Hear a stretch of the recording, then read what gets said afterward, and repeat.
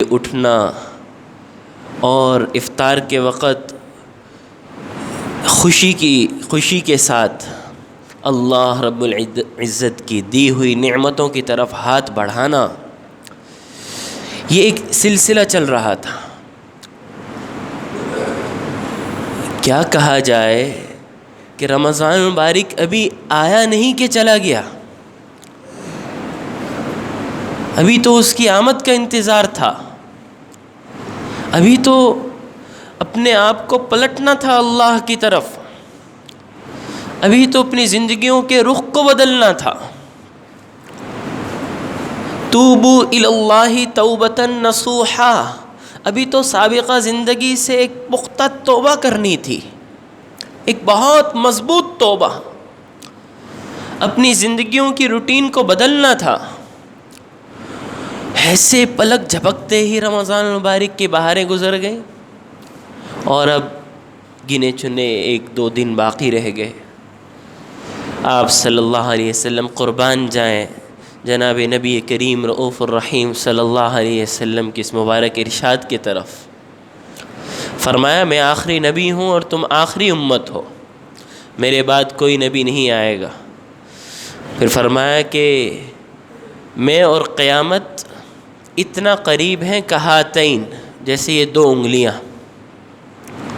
فرمایا قیامت اتنی قریب ہے، اور پھر فرمایا جب قیامت اور قریب آ جائے گی تو سال ایسے گزریں گے جیسے ماہ، اور مہینہ ایسے گزرے گا جیسے کل اسبوع، جیسے ہفتہ، اور بعض روایت میں کثرت سے تو یہاں تک ہے کہ مہینہ ایسے گزرے گا کیوم واحد، جیسے ایک دن، اور فرمایا دن ایسے گزرے گا کساعۃ من النہار، جیسا کہ ایک گھڑی عربی میں ساعہ کہتے ہیں 20 سے 25 منٹ کو، 20 سے 25 منٹ۔ فرمایا دن ایسے گزرے گا اور مہینہ جیسے ایک دن۔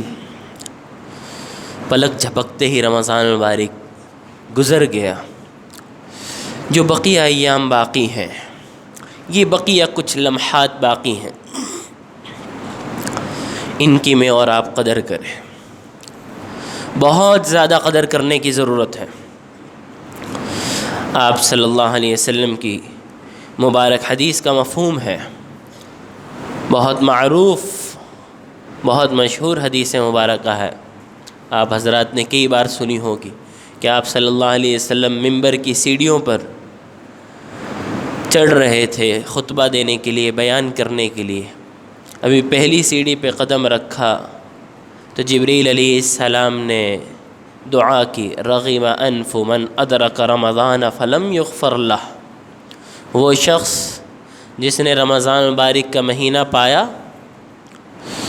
اور رمضان مبارک کی بہاروں کو اور اس مبارک مہینے کو حاصل کرنے کے باوجود اپنی مغفرت نہ کرا سکا، اللہ رب العزت کے حضور اپنی مغفرت والوں میں مغفرت کا پروانہ حاصل نہیں کر سکا۔ جن لوگوں کو اللہ رب العزت نے جہنم سے خلاصی عطا فرمائی ہے، ان لوگوں میں اپنا نام نہیں لکھوا سکا، رغم انف، تباہ و برباد ہو جائے۔ جبریل علیہ السلام نے یہ دعا فرمائی اور پھر ساتھ عرض کیا، یا رسول اللہ قل آمین، آپ آمین کہیے۔ روایات میں یہاں تک ہے قل آمین، آپ آمین کہیے۔ اللہ کا حکم تھا، اور اللہ کا حکم لے کر کے جبریل علیہ السلام حاضر ہوئے۔ آپ صلی اللہ علیہ وسلم نے فرمایا فقال آمین، اے اللہ اسی طرح ہو، رمضان مبارک کا مہینہ حاصل ہو اور اس ماہ میں آدمی اپنی مغفرت نہ کرا سکے۔ محترم دوستو، بقیہ ایام جیسے گزر گئے سو گزر گئے، یہ چند لمحات جو اب باقی رہ گئے، ایام تو آدمی کیا کہے، یہ تو دن بھی اب گھڑیوں کے برابر ہے، منٹوں کے برابر ہے۔ یہ جو بقیہ لمحات رہ چکے ہیں، ان لمحات کی میں اور آپ قدر کریں، خوب کثرت سے اللہ کے حضور دعا مانگ کر کے اپنی سابقہ زندگی جو گزر چکی ہے اس پر خوب ندامت کے ساتھ ہر آدمی اپنے گریبان میں جھانکتے ہوئے، ہر عمر کے افراد، وہ چاہے نوجوان ہو چاہے بزرگ افراد ہو، ہر ایک اپنی زندگی بخوبی جانتا ہے، ہر ایک کو اپنے اچھے اعمال بھی معلوم ہیں اور اپنی کوتاہیاں اور لغزشیں اور خطائیں بھی ہر ایک خوب جانتا ہے۔ ان خطاؤں پر ندامت کے ساتھ، انتہائی ندامت کے ساتھ توبہ کیجیے، اور آئندہ ایک پختہ عزم کیجیے۔ سابقہ زندگی پر ندامت اور آئندہ ایک پختہ عزم، ایک بہت مضبوط نیت کہ اے اللہ، اب تک جو ہو چکا، میں اپنے کردار میں کمزور رہا، میں اپنے گفتار میں کمزور رہا، میں اپنے اعمال میں کمزور رہا، میرا لین دین درست نہ رہا، میرے اخلاق درست نہ رہے، میں اپنے غصے پہ کنٹرول نہیں کر سکا، میں اپنی خواہشات پہ کنٹرول نہیں کر سکا، میں اپنی آنکھوں کو خوش کرنے کے لیے دن بھر غلط کرتا رہا۔ غرض ہر ایک اپنے سابقہ زندگی پر خوب غور و فکر کرتے ہوئے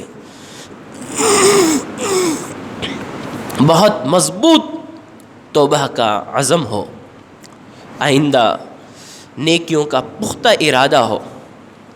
میرے اور آپ کے ذمے ایک سچی سچی نیت کرنا ہے، توفیق اللہ رب العزت دیں گے۔ سچی نیت کرنا میرے اور آپ کے ذمے ہے۔ توبہ کہتے ہی اسی کو ہیں۔ اس کو توبہ نہیں کہتے کہ ایک آدمی نے پہلے گناہ کرتا تھا اور اب اس نے توبہ کر لی، اب دوبارہ اس سے موت تک گناہ ہی نہ ہو، یہی توبہ ہے۔ کہ کسی وقت اس سے شرمندگی ہوئی، ندامت ہوئی، پہلے بہت زیادہ خطائیں ہوتی تھی، پہلے بہت زیادہ معاملات درست نہیں تھے، اب توبہ کر لی، تو اب توبہ کرنے کا مطلب یہ ہے کہ موت تک اب اس سے گناہ نہیں ہوگا، ایسا نہیں ہے۔ کل بنی آدم خطاؤن، کل بنی آدم خطاؤن، جو انسان ہے، جو آدم علیہ السلام کی اولاد میں سے ہے، پیغمبر نبیوں کے علاوہ، خطاؤن، اس سے غلطی ہو کر رہے گی۔ یہ آپ صلی اللہ علیہ وسلم کی حدیث ہے کہ ہر انسان سے غلطی ہو کر رہے گی، غلطیاں وہ کرتا رہے گا، باوجود توبہ کر کے پھر بھی خطائیں ہوتی رہیں گی۔ کل بنی آدم خطاؤن، غلطیاں ہوتی رہیں گی۔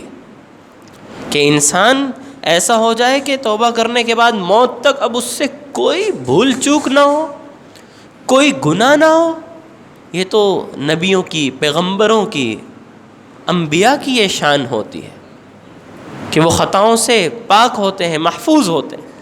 لیکن انبیاء کے علاوہ تمام انسان خطاؤن، غلطی کا پتلا ہے، غلطیاں ہوتی رہیں گی۔ تو پھر توبہ کا کیا مطلب ہوا؟ جب غلطیاں کرتے ہی رہنا ہے، غلطیاں تو ہوتی ہی رہیں گی۔ توبہ کا مطلب یہ ہے کہ سابقہ زندگی پر انسان اپنی کوتاہیوں کو دیکھ کر ان پہ ندامت ہو، ان پہ شرمندگی کا احساس ہو، اس کا ضمیر اسے کہے کہ نہیں، یہ تو نے غلط کیا ہے، وہ اپنے آپ کو جھنجھوڑ رہا ہو۔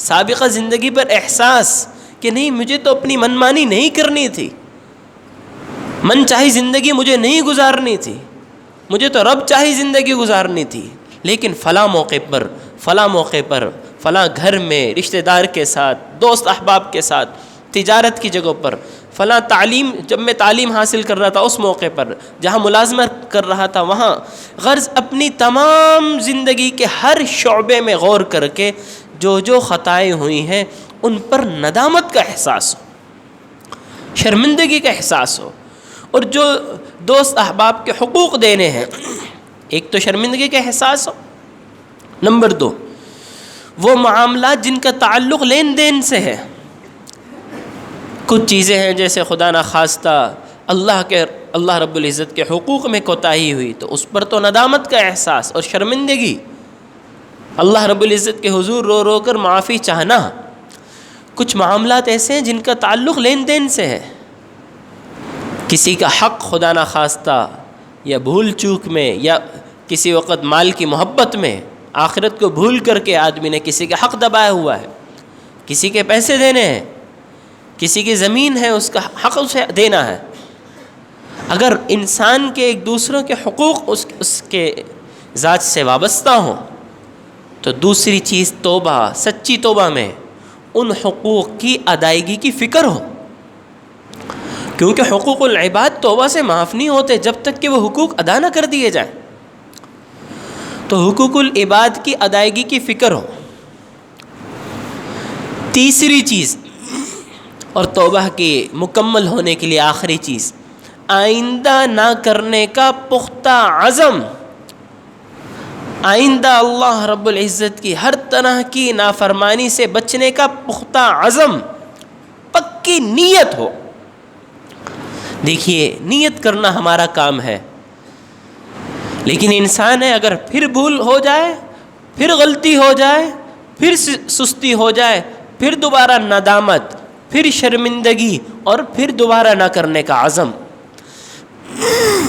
آپ صلی اللہ علیہ وسلم کی مبارک حدیث کا مفہوم ہے کل بنی آدم خطاؤن، ہر انسان سے غلطی ہو کر رہے گی. عربی زبان ہے، قربان جائیں. ایک ہوتا ہے مخطئ، کسی موقع پر انسان سے غلطی ہو جائے، مخطئن. آپ صلی اللہ علیہ وسلم نے مخطئ کے لفظ کی بجائے خطاؤن کا لفظ استعمال فرمایا. یہ مبالغے کا صیغہ ہے، یعنی وہ بار بار غلطی کرتا رہے گا. یہ مفہوم ہے کل بنی آدم خطاؤن، وہ بار بار غلطی انسان کرتا رہے گا. لیکن وخیر الخطائین التوابون، بہترین غلطی کرنے والے، بہترین خطا کار وہ ہیں التوابون، جو بار بار توبہ کرتے رہیں.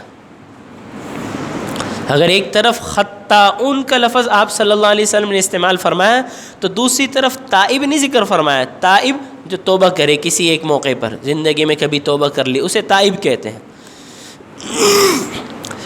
اگر ایک طرف خطاؤن مسلسل غلطی، بھول چوک، خطاؤں کا ذکر ہے تو دوسری طرف بھی خطاؤن کے ساتھ توابون کا ذکر ہے کہ مسلسل توبہ کرتا رہے. اور جب آدمی توبہ کر لے سابقہ زندگی پر تو پھر اسے جی میں خوش ہونا چاہیے.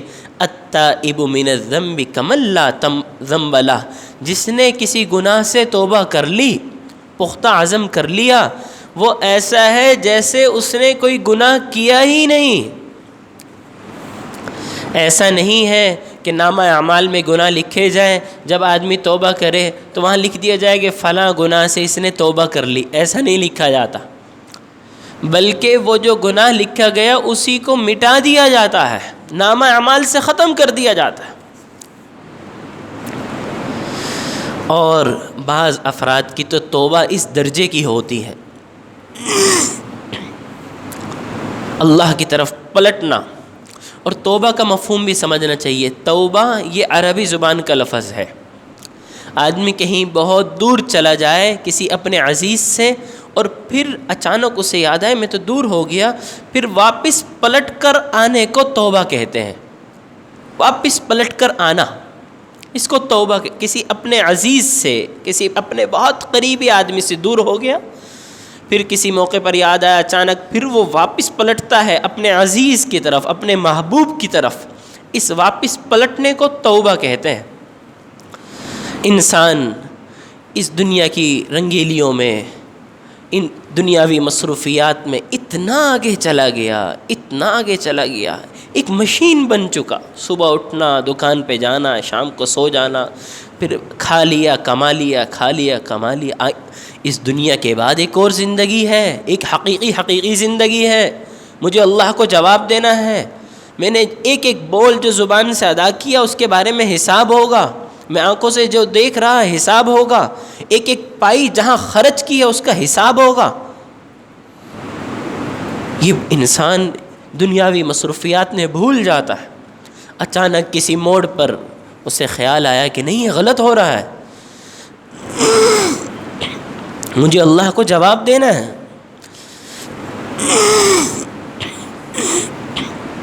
تو واپس پلٹنے کو توبہ کہتے ہیں.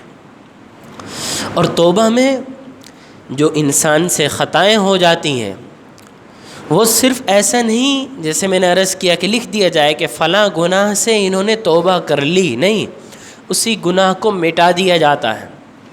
اور بعض افراد کی تو توبہ اتنی اعلیٰ درجے کی ہوتی ہے، وہ واپس اس قدر خلوص کے ساتھ، اس قدر ندامت اور شرمندگی کے ساتھ ہوتے ہیں، قربان جائیں اللہ رب العزت کے رحمت پر کہ ان کے جتنے گناہ لکھے ہوتے ہیں وہ مٹائے نہیں جاتے، ان کے جتنے گناہ پہلے درجے والوں کے مٹا دیے جاتے ہیں، اور یہ دوسرا درجہ جو اعلیٰ ترین درجہ ہے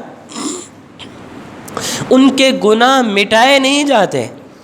الا من تاب وآمن وعمل عملا صالحا، توبہ کی، تابہ اللہ کی طرف پلٹ کر آ گیا، وآمن اور اب اللہ کی ذات پر یقین ہے کہ میں نے اب فلاں چیز چھوڑ دی ہے، اللہ کی ذات پر میرا ایمان، یقین، وشواس ہے کہ اللہ رب العزت مجھے اس سے بہتر عطا فرمائیں گے۔ خدا نہ خواستہ حرام کاروبار تھا، سود میں، غرض ناجائز چیزوں میں مصروف تھا، خدا نہ خواستہ کسی کی جائیداد میں کسی کا حق دینا تھا، وراثت میں کسی کا حق دبایا ہوا، لیکن اب توبہ کر لی اور واپس اللہ کی طرف پلٹ آیا، اب اسے یقین ہے کہ میں جو فلاں کا حق اسے ادا کروں گا مجھے میرے اللہ اس سے بہتر عطا فرمائیں گے۔ وعمل عملا صالحا، اب اس نے اپنا رخ بدلا، نیک اعمال کرتا رہا، تو ان کے گناہ صرف معاف نہیں ہوتے بلکہ یبدل اللہ سیئاتہم حسنات، ان گناہوں کو نیکی لکھ دیا جاتا ہے، اس کے گناہوں کو لکھ دیا جاتا ہے کہ یہ گناہ نہیں ہے، یہ نیکی ہیں، ان کے گناہوں کو نیکیوں میں بدل دیا جاتا ہے۔ وَكَانَ اللَّهُ غَفُورًا رَحِيمًا، کیونکہ اللہ ہی تو ہیں مغفرت کرنے والے، وہی تو ہیں رحمت کا سامان دینے والے۔ اس لیے محترم دوستو، بقیہ جو ایام رہ گئے ان میں ہم ایک سچی سچی توبہ کی نیت لے کر کے جائیں، اور انسان دل میں نیت کر لے اسی سے توبہ ہو جاتی ہے، لیکن حضرت ابوبکر صدیق رضی اللہ تعالیٰ عنہ فرماتے ہیں کہ آپ صلی اللہ علیہ وسلم نے ہمیں مبارک طریقہ توبہ سے متعلق یہ ارشاد فرمایا کہ آدمی وضو کرے اور وضو کر کے 2 رکعت نفل نماز پڑھے، کسی بھی وقت میں، ممنوع اوقات کے علاوہ کسی بھی وقت میں 2 رکعت نفل نماز پڑھے، اور 2 رکعت نفل نماز پڑھنے کے بعد اب اللہ سے ہاتھ اٹھا کر کے دعا مانگ کر کے اب استغفار کرے، اب اپنی سابقہ زندگی پر ندامت ہو، اب جو حقوق کسی کے دینے ہیں وہ ادا کرنے کی فکر ہو اور آئندہ نہ کرنے کا پختہ عزم ہو۔ تو ایک پیغام آج کے خطبے کا سب سے پہلا اور سب سے اہم پیغام، ہم اپنی زندگیوں کا رخ بدلیں، غرض کتنا ہم دور چلے جائیں، چین، سکون، اطمینان، راحت، الا بذکر اللہ تطمئن القلوب، اللہ سے تعلق میں انسان کا چین، اطمینان اور سکون۔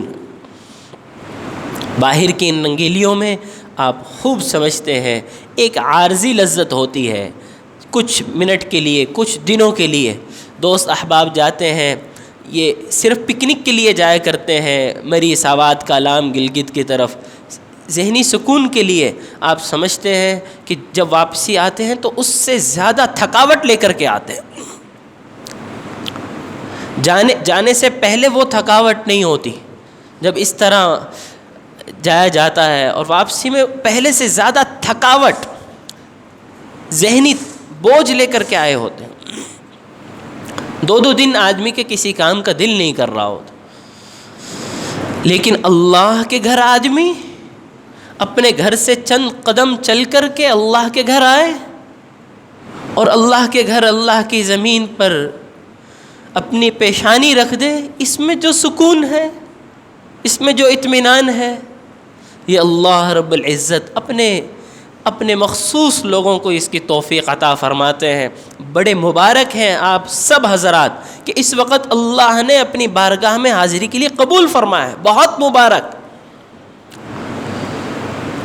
اگر کوئی صاحب، بسا اوقات یہ غلط فہمی، میں نے گزشتہ سال بھی رمضان مبارک کے جمعے کے خطبے میں یہ بات ذکر کی تھی کہ بسا اوقات دوست احباب کہہ دیتے ہیں کہ یار سال بعد نظر آ گئے، رمضان آیا تو تم بھی آ گئے۔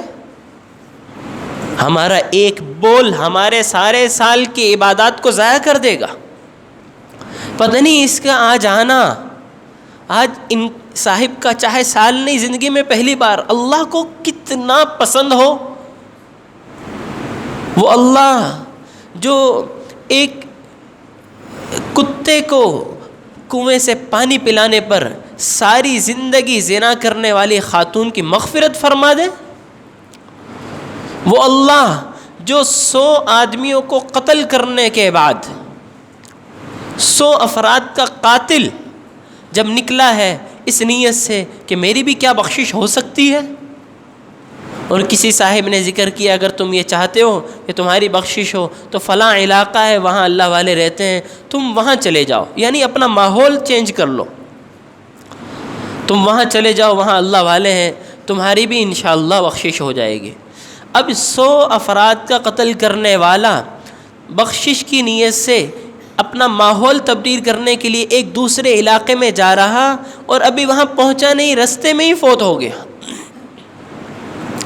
یہ تو یہ سمجھ رہا کہ میں وہاں پہنچوں گا، وہاں کسی اللہ والے سے ملوں گا، تب میری کوئی بخشش کا سامان ہوگا، رستے میں ہی فوت ہو گیا۔ آسمان سے فرشتے آ رہے اور فرشتے جھگڑ رہے، جنت والے فرشتے بھی، جہنم والے فرشتے بھی۔ جنت والے فرشتے کہتے ہیں توبہ کے لیے جا رہا، ہم اس کی روح نکالیں گے، ہم لے کر کے جائیں گے بڑی عزت کے ساتھ، اور جہنم والے فرشتے کہہ رہے ہیں کہ اس نے تو اتنے قتل کیے ہیں، یہ ابھی وہاں گیا نہیں ہے، ابھی اس نے توبہ نہیں کی ہے، یہ تو وہاں جائے گا توبہ کرے گا۔ غرض اللہ رب العزت کے حضور یہ معاملہ پیش ہوا، اللہ پاک نے فرمایا کہ جس علاقے کو چھوڑ کر کے جا رہا تھا اس کو دیکھیے کہ یہ اس کے قریب ہے یا اس علاقے کے قریب ہے جہاں یہ توبہ کرنے کی نیت سے جہاں جا رہا تھا، جہاں یہ ہجرت کر رہا تھا۔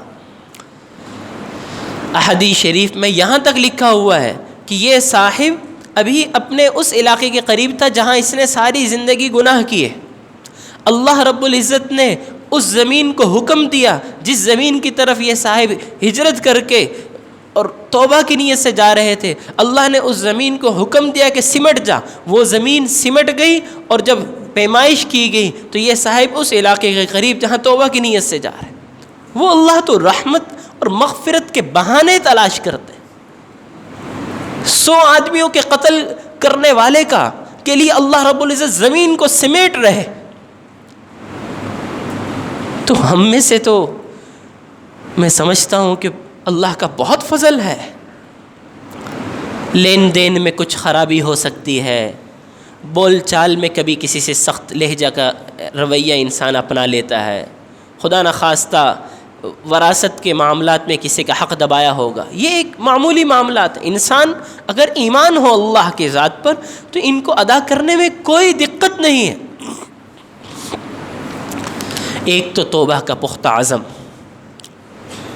اور سابقہ زندگی پر ندامت۔ دوسرا پیغام، رمضان المبارک کا اخیر ہے، عید الفطر آنے والی ہے۔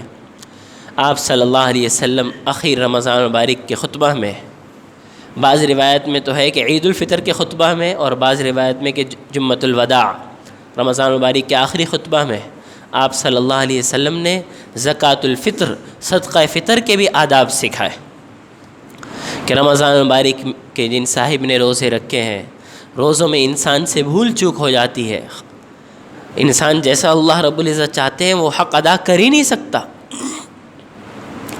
تو ان کے گناہوں کی اور کمی کوتاہی کو ختم کرنے کے لیے اللہ رب العزت کے رستے میں صدقہ فطر ادا کرنا۔ ہر وہ صاحب، زکوٰۃ میں اور صدقہ فطر میں معمولی سا فرق ہے۔ زکوٰۃ میں ایک آدمی کے پاس 52.5 تولہ چاندی، جس کی مالیت آج کل کے اعتبار سے 87-88 ہزار روپے ہے، اتنے پیسوں کی ملکیت 1 سال سے موجود ہو، اور زکوٰۃ میں آدمی کے پاس اتنے پیسے موجود ہوں یا تجارت کا سامان موجود ہو یا نقدی موجود ہو تو اس پر زکوٰۃ ہوتی ہے۔ لیکن صدقہ فطر میں اتنی زیادہ سہولت نہیں ہے۔ زکوٰۃ میں اگر گھر میں بہت زیادہ برتن پڑے ہوئے ہیں، ڈنر سیٹ مختلف قسم کے مہنگے، ان پر زکوٰۃ نہیں ہوتی۔ گھر میں کچھ ایسے سامان پڑا ہوتا ہے جو کئی سال استعمال ہی نہیں ہوتا اور بہت قیمتی ہوتا ہے، زکوٰۃ میں ان کو شامل نہیں کیا جاتا۔ لیکن صدقہ فطر میں ضرورت سے زائد جو سامان ہے اگر وہ بھی 52.5 تولہ چاندی کی مالیت یعنی 85-86 ہزار روپے اس کے پاس موجود ہوں، یا ضرورت سے زائد سامان اس کے پاس موجود ہو، 1 سال سے نہ بھی ہو، اگر رمضان المبارک کے عید الفطر کی رات میں بھی، رمضان المبارک کے مکمل ہونے پر عید الفطر سے پہلے جسے ہم چاند رات کہتے ہیں، اس میں بھی اتنے پیسے اس کی ملکیت میں آئے تو اسے صدقۃ الفطر دینا ہوگا۔ زکوٰۃ صرف اپنے مال کی طرف سے آدمی دیتا ہے، صدقۃ الفطر اپنی طرف سے بھی اور اپنے بیوی اور معصوم بچے نابالغ بچوں کی طرف سے بھی ادا کرنا ہوگا۔ صحابہ کرام رضوان اللہ علیہم اجمعین کو صدقۃ الفطر کے ادا کرنے کے لیے آپ صلی اللہ علیہ وسلم نے 4 چیزیں بیان فرمائیں۔ گندم کا ذکر فرمایا کہ 1.25 کلو گندم دے دی جائے، یا جو دے دیا جائے 2 کلو، یا 2 کلو کھجور دے دی جائے، یا 2 کلو کشمش دے دی جائے۔ آپ سمجھتے ہیں کہ مدینہ منورہ میں بہت زیادہ جو چیز پائی جاتی تھی وہ کھجور وغیرہ تھی، وہ وہاں بہت سستی تھی، بہت زیادہ، اور گندم وہاں ہوتی نہیں ہے، وہ بہت مہنگی تھی۔ میں یہ وضاحت عرض کروں گا کہ احباب اس سلسلے میں ان چاروں میں سے کسی ایک کے حساب سے دیا جا سکتا ہے، لیکن صحابہ اکرام کثرت سے گندم کے حساب سے دیتے تھے، کیونکہ وہاں پر گندم نہیں تھی، کھجور بہت زیادہ تھی۔ کھجوریں تو ایسے یعنی کھجوروں کا تو کوئی حساب ہی نہیں تھا۔ آپ بھی اگر بلوچستان چلے جائیں، بلوچستان کے کچھ علاقوں میں کھجوروں کا کوئی حساب ہی نہیں ہے۔ مدینہ منورہ تو ایک کھجوروں کی سرزمین ہے۔ صحابہ کرام کثرت سے گندم کے حساب سے دیتے تھے یا جو کے حساب سے، کیونکہ وہاں پر گندم اور جو تھی وہ مہنگی تھی۔ حضرت ابوبکر صدیق رضی اللہ عنہ، حضرت عبد الرحمن بن عوف رضی اللہ تعالیٰ عنہ فرمایا کرتے تھے کہ یا رسول اللہ، کیا کسی میں سے بھی دیا جا سکتا ہے؟ فرمایا کسی میں سے بھی دیا جا سکتا ہے۔ تو فرماتے تھے وَطُعْمَةٌ لِّلْمَسَاكِينِ وَطُعْمَةٌ لِّلْمَسَاكِينِ، میرے صدقہ فطر سے کسی ضرورت مند کے طعمہ، اچھے طعام، اچھی خوراک کا انتظام ہو جائے، میں اس لیے گندم کے حساب سے دے رہا۔ اب ہمارے آج کے معاشرے میں بالکل بدل گیا۔ ہمارے ہاں اگر کشمش کے اعتبار سے 2 کلو کشمش کا حساب کریں تو وہ 2400 روپے کا رقم بنتی ہے۔ کھجور کا 2 کلو کا حساب کریں تو وہ 900 روپے کا تقریباً، جو دارالفتہ نے ایک درمیانے درجے کی کھجور کا ریٹ نکالا ہے۔ جو کا اعتبار کریں تو وہ 400 روپے، اور گندم کے اعتبار سے 200 روپے۔ چاروں میں سے کسی شکل میں بھی صدقۃ الفطر ادا کیا جا سکتا ہے، لیکن اگر آپ کے صدقۃ الفطر جو زیادہ سے زیادہ کسی اس میں سے، جسے ہم اپنے کھانے میں اعلیٰ سے اعلیٰ چیز، اپنے پہننے میں اعلیٰ سے اعلیٰ چیز، اپنے رہن سہن میں اچھی سے اچھی چیز اپنے لیے تلاش کرتے ہیں، اگر میں اور آپ صدقۃ الفطر کسی ضرورت مند رشتہ دار کو، جسے آپ مستحق سمجھتے ہیں، جس پر آپ کا اطمینان ہے، اس کے لیے آپ اگر اللہ نے توفیق دی ہو تو کشمش کے حساب سے دے سکتے ہیں تو کشمش کے حساب سے دیجئے، اگر کھجور کے اعتبار سے دے سکتے ہیں تو کھجور کے اعتبار سے دیجئے، اگر جو کے اعتبار سے دے سکتے ہیں، غرض کسی بھی شکل میں ادا کر دیا جائے تو آپ صلی اللہ علیہ وسلم نے فرمایا کہ یہ صدقۃ الفطر انسان کے رمضان المبارک کی تمام کمی کوتاہیوں کی بخشش کا، مغفرت کا ذریعہ ہوگا۔ وآخر دعوانا ان الحمد للہ رب العالمین۔